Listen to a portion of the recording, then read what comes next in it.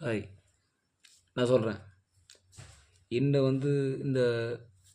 15 செகண்ட்குள்ளே நான் சொல்கிறேன்னா வாழ்க்கை ரொம்ப ஏமாந்துருக்கும். ஏமாற்ற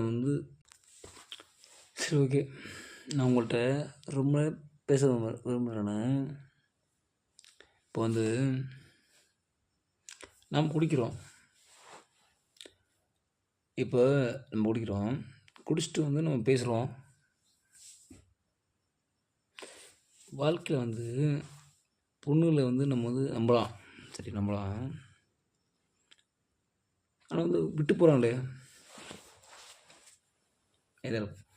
ஏதலைவா விட்டு போகிறாங்களே, எப்படி இது நம்புறது? நம்ம விட்டு போயிடறாங்களே, டக்குனு விட்டு போயிடறாங்க.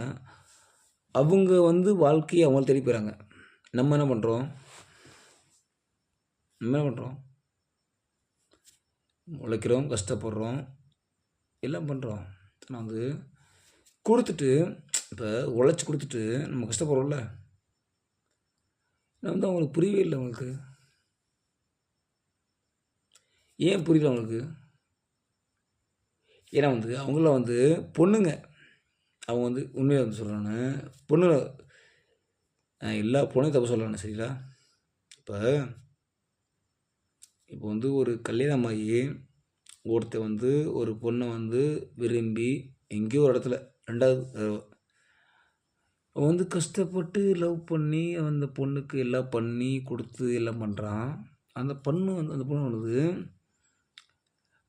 அவங்களுக்கு தேவைன்றப்போ ஓடிறாங்க. அது லைஃப் இல்லை.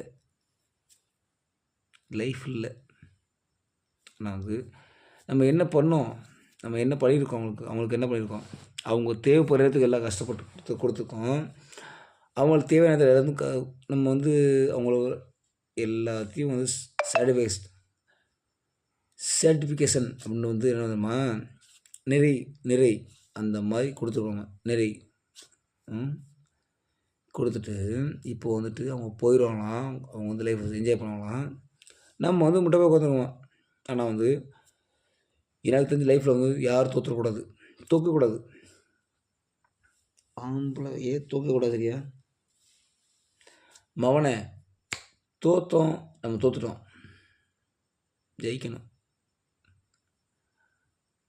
ஜெயிச்சிருக்கணும், சரியா? எப்போயும் லைஃப்பில் பொண்ணு போனதுக்கப்புறம் நம்ம ஜெயிக்கணும். எப்போ ஒரு ஜெயிக்கிறனோ அவன் தான் லைஃப்பில் நல்லா இருப்பான். ஏன் தெரியுமா? பொண்ணு மட்டும்